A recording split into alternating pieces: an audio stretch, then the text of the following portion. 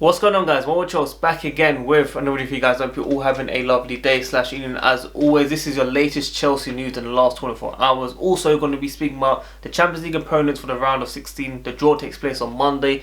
Who we're going to play? Barcelona, Atlanta, Porto, Lazio. Let me know in the comments down below who you think. But guys, if you can, you want to help out this channel, smash the like button. The more likes, the more helps out this channel. Subscribe if you're new here, hit the notification, tune in daily, and make sure you comment down below your thoughts and opinions on each topic I speak. I just want to say a big thank you to everyone that's been supporting the channel for the past couple months.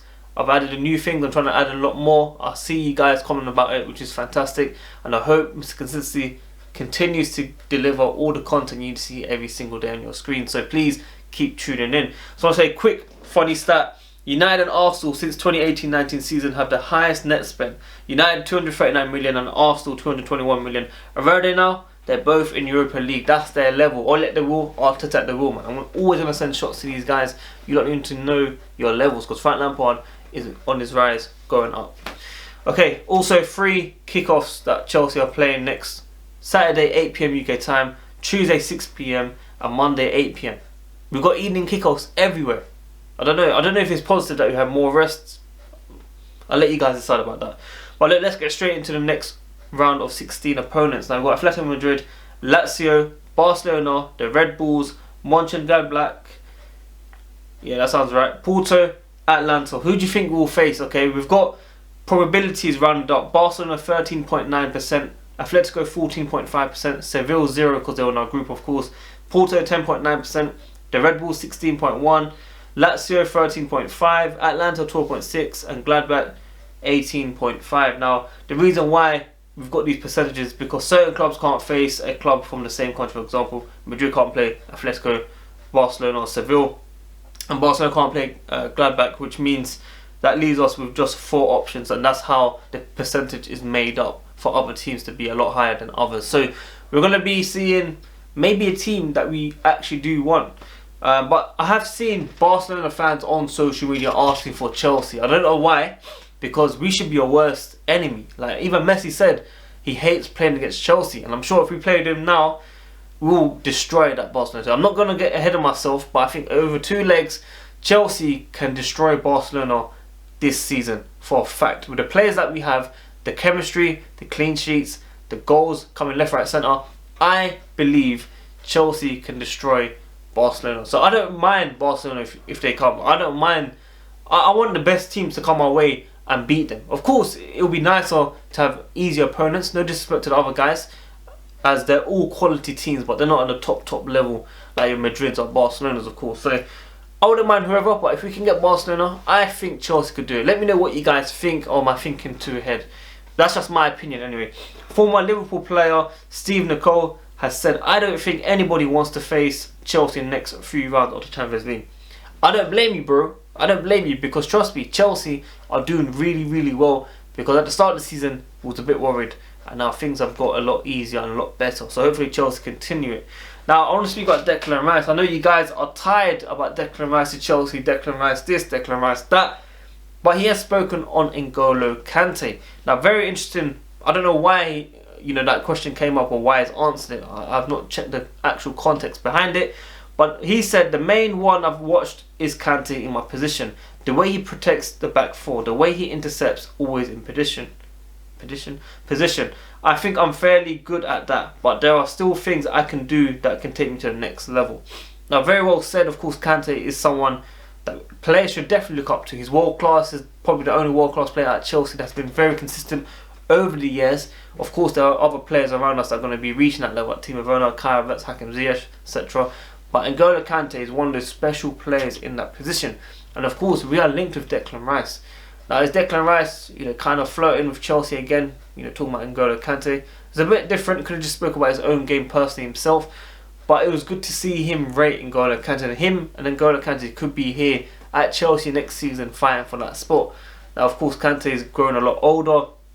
Maybe he can't play every single game. Maybe he can. That's something that we need to assess and judge over the next 12 to 18 months, of course. So I'm happy if Declan Rice comes in. I think he's got both. I think he can pass. I think he can intercept. I think he can do everything what Kante does, which is why Frank Lampard definitely wants this player. And I do believe we're going to go all over for this player next season, in my opinion. Let me know what you think about Declan Rice. Do you think he should be at Chelsea next season. Now, of course, the 2020 FIFA Fifth Pro World 11. Okay, we've got the players nominated. We've got N'Golo Kante and Thiago Silva. Now, I wouldn't take this too serious. Of course, congratulations to these two guys. Well deserved, fantastic. But the players that I've seen on there, Dele Alli, 2020, 4 goals, 3 assists. Whilst Kai Havertz didn't make it. Now, Kai Havertz had 20 goals and 13 assists across all competitions. And some people say, it's the German league. Okay, that German league destroys every league nearly in terms of the quality and where they progress in the Champions League and Europa League, etc. So, I don't really understand that. And also, in terms of 2020, I believe Kai Havertz probably has better numbers than Dele Alli, in my opinion, in England. So, it's a tough one to take. Of course, Bruno Fernandes straight in the middle. I don't know what it is. He's even won the Fan Player of the Month for Premier League as well. So you know what? I don't even take these things too serious. Even Ronaldo and Messi, like Ronaldo should have won a couple of them before as well. He didn't really win it. I know some of you guys love Messi, whatever, but I just feel like, you know, seeing Modric win it instead of Ronaldo before he departed from Juventus didn't really make sense either. So I don't take these trophies and, you know, these awards too serious anymore. Of course, it's nice if the player that you like gets them, but you know, it's a shame. You know, Kai Havertz and Timo Werner, Aubameyang's in it. Like, come on, Aubameyang over Timo Werner, who Timo Werner destroyed him last season and 2020, of course. So that's just my opinion anyway. That I'll leave it to you guys as well. Now, Van Persie, a very different off topic that I really wanted to speak about. He spoke recently. Okay, he said, "I never had trouble with the press in England. In England, they don't look for foreign players. They like to target players from their own country.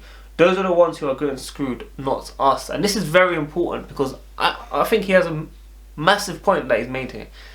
You know, players from either Chelsea or United, if they make one mistake or if there's an allegation against these guys, the press are all over them. So like Callum Hudson-Odoi, wrongly accused for stuff that he's done during COVID pandemic, of course, which was cleared that he was not, you know, guilty. He was innocent, of course. It makes you think, why is our own media in this country attacking these guys? I don't get it. That doesn't really make sense, of course. And this is why I don't take the media too serious. This is why I want YouTubers to grow. I want actual journalists with Chelsea information to grow, okay? So when I'm talking about Athletic, when I'm talking about Fabrizio Romano, I'm talking about these guys to grow alongside with YouTubers like myself, you know, Son of Chelsea, George Benson, Nini FC, Blue Lights TV, Football Therapy, Eunice, all these guys basically, Blue Lights TV, you know, I want everyone to shine, okay? Deep down, of course, I want to be very high. I want to grow, of course, but I want the Chelsea community to grow.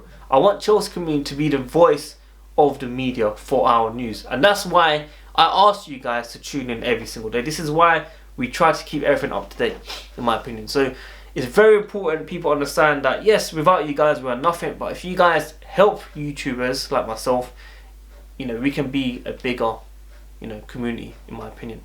And it allows other people like you guys that want to feature and do your videos yourself to start creating videos. Maybe not on YouTube, you might want to do it on Twitter, Instagram, Snapchat, you know, you might want to do it somewhere else and grow before coming on other platforms. So that's my advice, you know, keep helping out YouTubers. If you don't like my videos all the time, that's fine, you know, go support someone else, but hopefully other people support me, and that's what I want to see personally. So well said, Van Persie. I also want to say Kepa has more clean sheets in the Premier League than Leno, and in less games.